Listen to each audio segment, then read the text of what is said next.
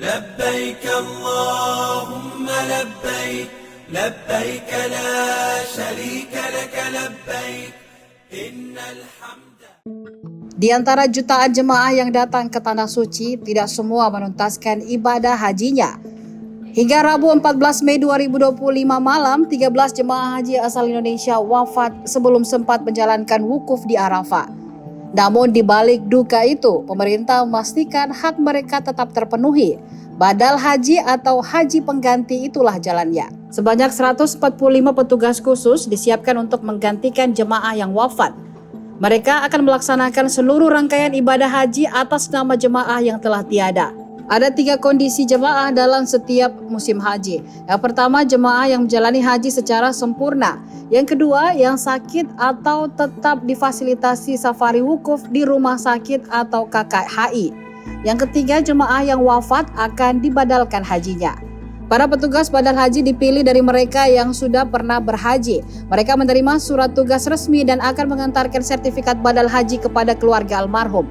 Imbalan sebesar Rp2.500 kurang lebih 11 juta disiapkan untuk para petugas dan semua biaya ditanggung penuh oleh pemerintah Indonesia.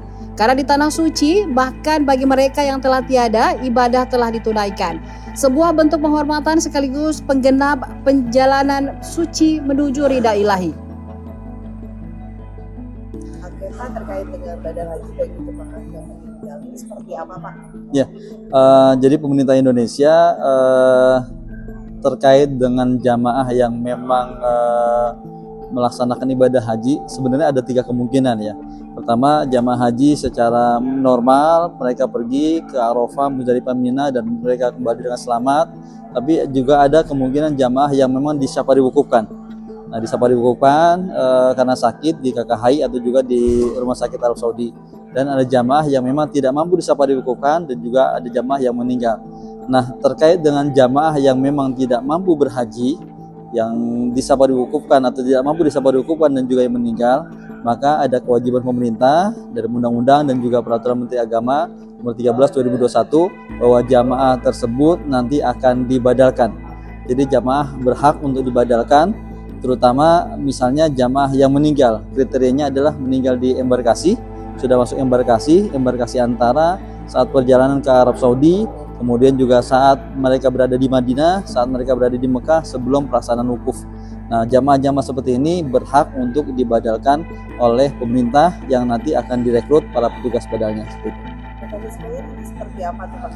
Ya, mekanismenya adalah kita PPIH mendata berapa jamaah yang akan dibadalkan.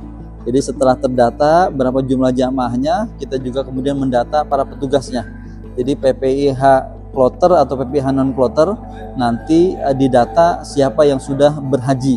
Sampai saat ini kita sudah punya data sekitar 145 petugas yang sudah siap untuk membadalkan dari beberapa jamaah, dan mereka nanti ditugaskan, ada surat tugasnya untuk membadalkan dengan nama siapa jamaahnya yang meninggal atau jamaah yang akan dibadalkan, dan kemudian nanti mereka melaksanakan ibadah haji sebagai badal dari jamaah, dan nanti ada sertifikat badal yang memang akan diberikan kepada keluarga jamaah.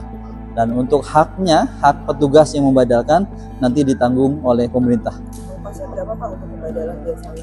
Ya, seperti tahun sebelumnya kisaran sekitar 2.500 ya. Kisaran kurang lebih sekitar 2.500 real, itu nanti semuanya ditanggung oleh pemerintah. Download Tribun X sekarang, menghadirkan lokal menjadi Indonesia.